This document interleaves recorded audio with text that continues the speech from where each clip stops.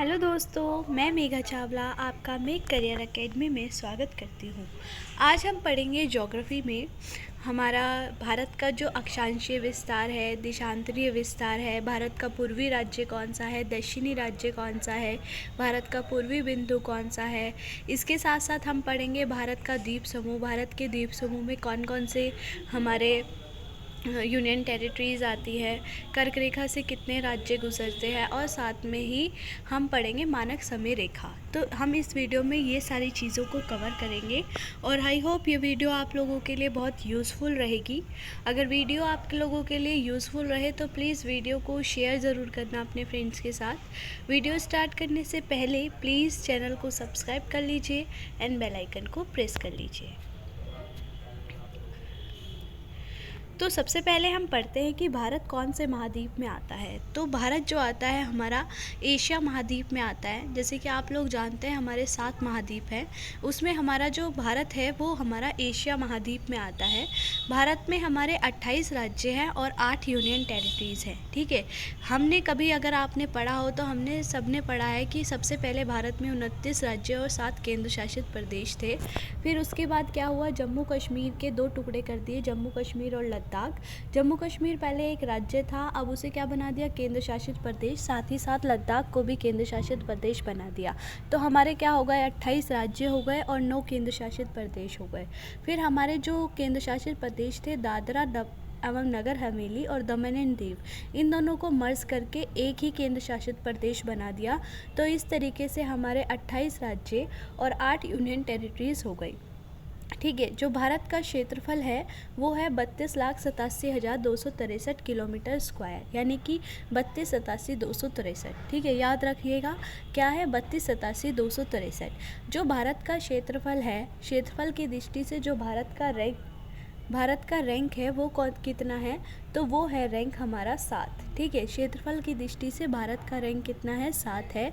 इसकी ट्रिक है, आप ट्रिक से याद कर सकते हैं, रुक चीन अब आया भारत। ठीक है, क्या है ट्रिक, रुक चीन अब आया भारत।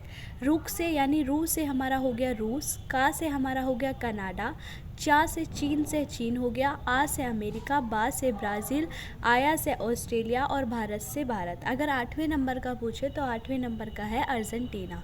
तो आई होप आपको ये समझ आ गया होगा, एक बार रिवीजन कर लीजिए। भारत एशिया महाद्वीप में स्थित है। भारत में 28 राज्य हैं, 8 यूनियन टेरिटरीज़ है। भारत का क्षेत्रफल 32,87,263 किलोमीटर स्क्वायर है। क्षेत्रफल की दृष्टि से भारत की जो रैंक है वो 7वीं है। तो पहले के 6 कौन से हो गए, तो हमने ट्रिक से याद किया, रुक चीन अब आया भारत। रू से हमारा रूस, का से कनाडा, फिर चीन से चीन, आ से अमेरिका, बा से ब्राज़ील, लिया से ऑस्ट्रेलिया और भारत से भारत। 7वें नंबर पे हमारा आ गया भारत। इसके बाद है हमारा अब वर्ल्ड के एरिया का। अब भारत वर्ल्ड के एरिया का कितना परसेंट है, तो वर्ल्ड के एरिया का हमारा 2.4% हमारा भारत है। अगर भारत की जनसंख्या की बात करें तो 2011 की जनगणना के अनुसार 121 करोड़ भारत की जनसंख्या है, जो कि वर्ल्ड में दूसरे नंबर पे आती है। पहला स्थान हमारा चाइना का है जनसंख्या में, दूसरा स्थान हमारा इंडिया का है और तीसरा स्थान हमारा आता है USA अमेरिका का। इसके बाद भारत कौन से गोलार्ध में स्थित है, तो भारत हमारा उत्तरी गोलार्ध में स्थित है। ठीक है, भारत कौन से गोलार्ध में स्थित है, तो भारत हमारा उत्तरी गोलार्ध में स्थित है। ठीक है, भारत का उत्तरी राज्य कौन सा है, तो भारत का उत्तरी राज्य देखिए मैप में, भारत का उत्तरी राज्य कौन सा आ रहा है, भारत का उत्तरी राज्य हमारा है ये ऊपर के 2 हमारे केंद्र शासित प्रदेश हो गए, यानी कि ये राज्य हमारा क्या हो गया, हिमाचल प्रदेश हो गया। अगर भारत की पूर्वी राज्य की बात करें तो पूर्वी हमारा अरुणाचल प्रदेश हो गया, पश्चिमी हमारा गुजरात हो जाएगा और दक्षिणी यानी दक्षिणी कौन सा हो जाएगा हमारा, ये हो जाएगा तमिलनाडु। ठीक है, तो हमारे भारत के कितने राज्य हैं भाई, 4 राज्य हमने पढ़ने हैं। भारत का उत्तरी राज्य हमारा क्या हो गया, हिमाचल प्रदेश हो गया। भारत का दक्षिणी राज्य तमिलनाडु हो गया। भारत का पूर्वी राज्य अरुणाचल प्रदेश और भारत का पश्चिमी राज्य क्या हो गया, गुजरात हो गया। इसके बाद है, अब बिंदु की भी बात करते हैं। बिंदु हमारे कौन कौन से हो गए, बिंदु हमारा उत्तरी बिंदु कहाँ होगा, उत्तरी बिंदु सबसे ऊपर अब हमारा लद्दाख आता है, यूनियन टेरिटरीज, तो इंदिरा कोल उत्तरी बिंदु हो गया। दक्षिणी बिंदु हमारा क्या है, कन्याकुमारी का पहला नाम था केप कुमेरिन। कन्याकुमारी हमारा तमिलनाडु में है। पूर्वी बिंदु अरुणाचल प्रदेश में है किबिथु, और पश्चिमी बिंदु कौन सा है, गोहर माता है गुजरात का। ठीक है, कई बच्चों को पता है कि दक्षिणी में क्या है, इंदिरा पॉइंट, तो इंदिरा पॉइंट हमारा सुदूरस्थ यानी कि दूर जाकर दूर का बिंदु है इंदिरा पॉइंट, जो अंडमान निकोबार में है। ठीक है, तो हमने 4 बिंदु याद करे। उत्तरी बिंदु क्या है, इंदिरा कोल है। दक्षिणी क्या है, कन्याकुमारी है। पूर्वी हमारा किबिथु है, और पश्चिमी हमारा गोहर माता है। ठीक है, इसके बाद है हमारा, ये देखिए अब हमने पढ़ना है अक्षांशीय विस्तार। तो हमारा अक्षांशीय विस्तार ये है, देखिए मैं बड़ा करती हूँ, ये देखिए। ठीक है, अक्षांशीय विस्तार हमारा ये है 8 डिग्री 4 मिनट से लेकर के 37 डिग्री 6 मिनट तक क्या है हमारा अक्षांशीय विस्तार है। 8 डिग्री 4 मिनट से लेकर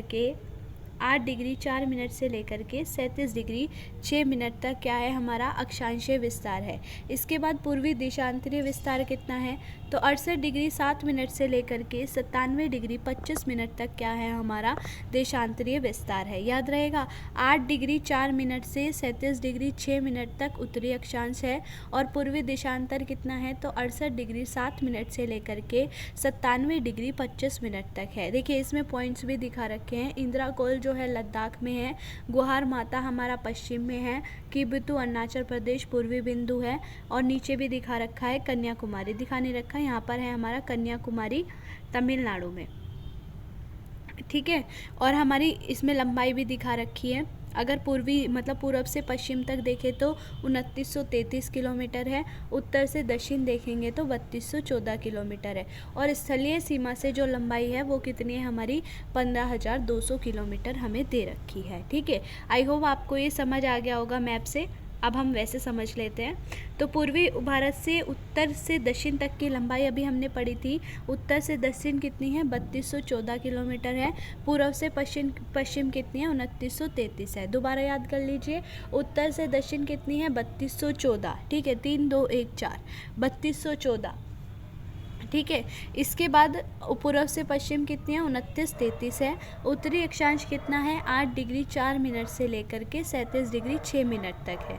ठीक है, पूर्वी देशांतरी विस्तार कितना है 68 डिग्री 7 मिनट से 97 डिग्री 25 मिनट तक है। इसके बाद भारत का दूरस्थ दक्षिणी बिंदु अभी बताया था, इंदिरा पॉइंट दूरस्थ दक्षिणी बिंदु है।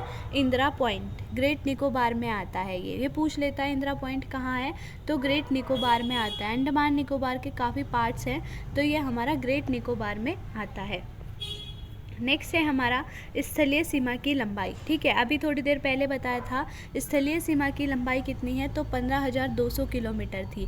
अगर मैं पूछूं उत्तर से दक्षिण तक लंबाई कितनी थी, तो उत्तर से दक्षिण तक की लंबाई थी 3214 यानी 3214 किलोमीटर। पूर्व से पश्चिम कितनी थी, तो 2933 किलोमीटर थी। ठीक है, अगर उत्तरी अक्षांश की बात करें कि उत्तरी अक्षांश कितना है हमारा, तो 8 डिग्री 4 मिनट से 37 डिग्री 6 मिनट तक है। ठीक है, अगर वैसे बात करें तो 68 डिग्री 7 मिनट से लेकर के हमारा 97 डिग्री 25 मिनट तक है। ठीक है, स्थलीय सीमा की लंबाई। अब बात करते हैं स्थलीय सीमा से भारत के कितने राज्य जो है अपनी सीमा टच करते हैं, तो बचपन में भूत से हमने याद किया था पहले भी, तो ये स्थलीय सीमा से हमारे राज्य है बचपन से भूत। बा से बांग्लादेश, चा से चीन, पा से पाकिस्तान, ना से नेपाल, मा से म्यांमार, भू से भूटान और ता से अफगानिस्तान। ठीक है, इस सारी की पूरी डिटेल की भारत के कौन कौन से राज्य बांग्लादेश के साथ अपनी सीमा साझा करते हैं, ये हमने अपनी पुरानी वीडियो भारत के पड़ोसी देश और वह उसकी कौन कौन से राज्य सीमा साझा करते हैं ये पहले ही बना दी है, आप वहाँ से इसको डिटेल में पढ़ सकते हैं। ठीक है, इसके बाद है तटीय सीमा। तो भारत की जो तटीय सीमा है वो हमारी कितनी है 6100 किलोमीटर है। अगर द्वीपों के सहित देखें तो हमारे जो द्वीप है, अरब सागर के द्वीप समूह, बंगाल की खाड़ी के द्वीप समूह, अगर उन सबको मिलाकर देखें तो 7516.6 किलोमीटर है। अब दोबारा से रिवाइज कर लो, उत्तर से दक्षिण तक की लंबाई कितनी थी, तो 3214 किलोमीटर थी। पूर्व से पश्चिम तक की कितनी थी 2933 किलोमीटर थी। अगर हमने स्थलीय सीमा की लंबाई देखी है तो तो कितनी थी, 15,200 किलोमीटर थी। स्थलीय सीमा से कौन कौन से देश थे, तो बचपन में भूत से याद किया था। बा से बांग्लादेश, फिर चा से हमारा चीन, फिर पा से पाकिस्तान, ना से नेपाल, भू से भूटान और ता से अफगानिस्तान। ऐसे ही तटीय सीमा की थी भारत की 6100 किलोमीटर। और अगर द्वीपों सहित देखी जाए तो हमारी 7516.6 किलोमीटर थी। तटीय सीमा से हमारे 9 राज्य और 4 केंद्र शासित प्रदेश टच करते हैं। ठीक है, देखते हैं कौन कौन से हैं। तो ये रहा हमारा मैप में देखिए ये हमारी तटीय सीमा है, ये हमारी तटीय सीमा है। तो तटीय सीमा से कौन कौन से राज्य हैं, सबसे पहले हमारा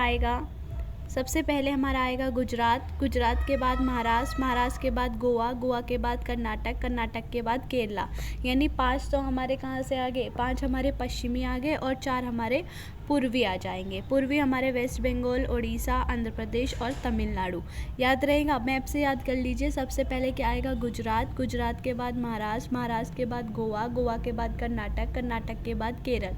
अब पूर्वी याद कीजिए, सबसे पहले नीचे से ही चलिए, तमिलनाडु के ऊपर आंध्र प्रदेश के ऊपर उड़ीसा के बाद आएगा वेस्ट बंगाल। सबसे लंबी जो तटीय सीमा साझा होती है वो होती है गुजरात के साथ, और सबसे कम किसके साथ होती है, तो आती है गोवा के साथ। ठीक है, 5 इधर के राज्य हो गए, 4 इधर के, ये तो हो गए राज्य।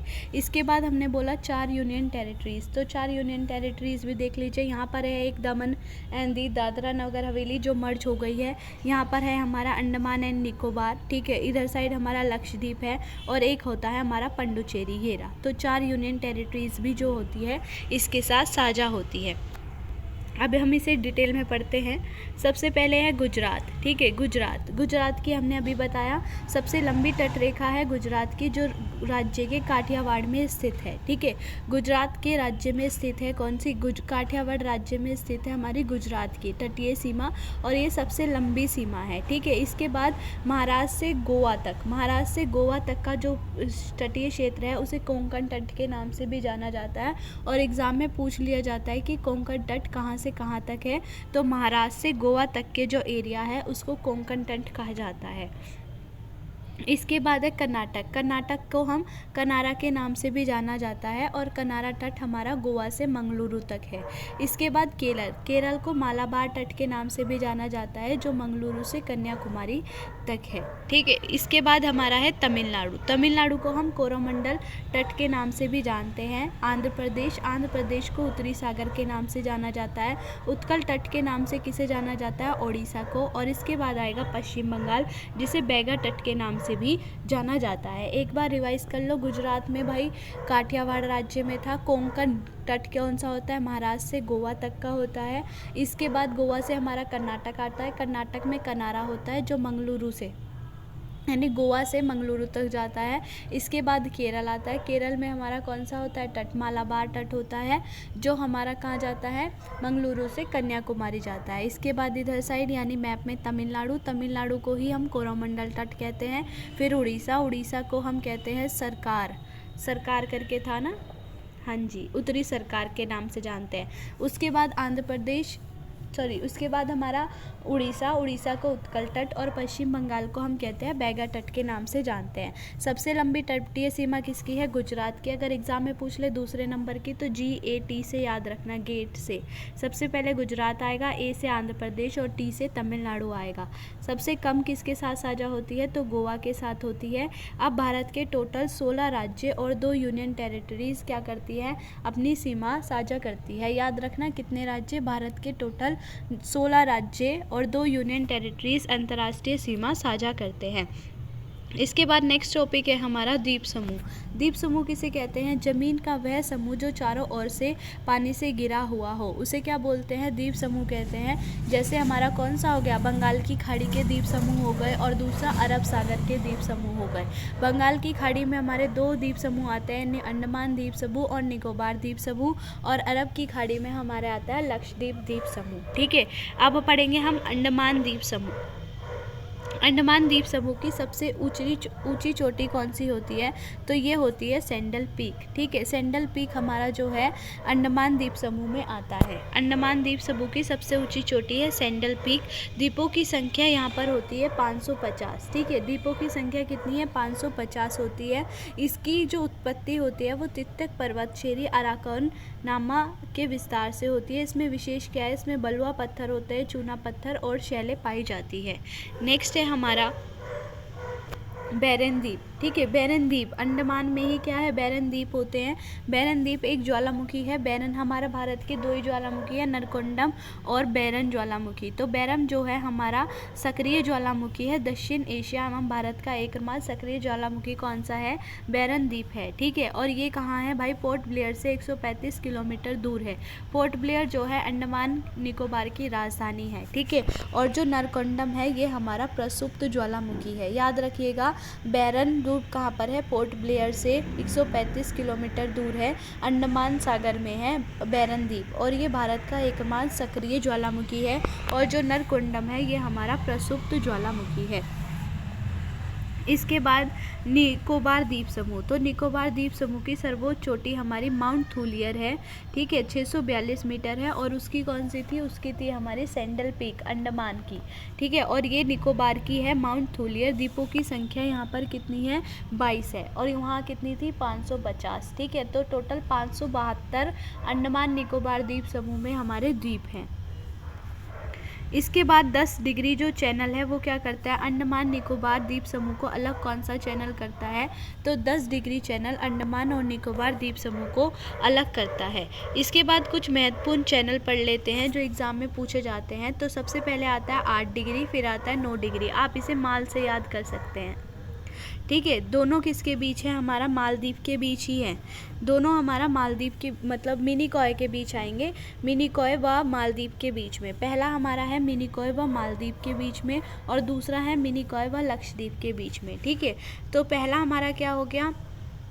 मिनिकॉय व मालदीव के बीच में। ठीक है, माँ से मिली और फिर माल से मालदीप हो जाएगा। 9 डिग्री मिनिकॉय और लक्षद्वीप के बीच में है। तो ये हमारे हो गए 8 डिग्री और 9 डिग्री। 8 डिग्री किसके बीच है? मिनिकॉय और मालदीप के बीच है, और दूसरा 9 किसके बीच है? मिनिकॉय और लक्षद्वीप के बीच है। इसके बाद 10 डिग्री चैनल अभी पड़ा था, अंडमान निकोबार के मध्य है, और डंकन पास जो है लघु अंडमान और दक्षिणी अंडमान को आपस में बांटता है। ठीक है, लघु अंडमान और दक्षिण अंडमान के मध्य है डंकन पास। 8 डिग्री किसके बीच में था? तो 8 डिग्री था मिनिकॉय और मालदीव के बीच में। 9 डिग्री था मिनिकॉय और लक्षद्वीप के बीच में। 10 डिग्री है लघु अंडमान और कार निकोबार के बीच में। डंकन पास है लघु अंडमान और दक्षिण अंडमान के मध्य।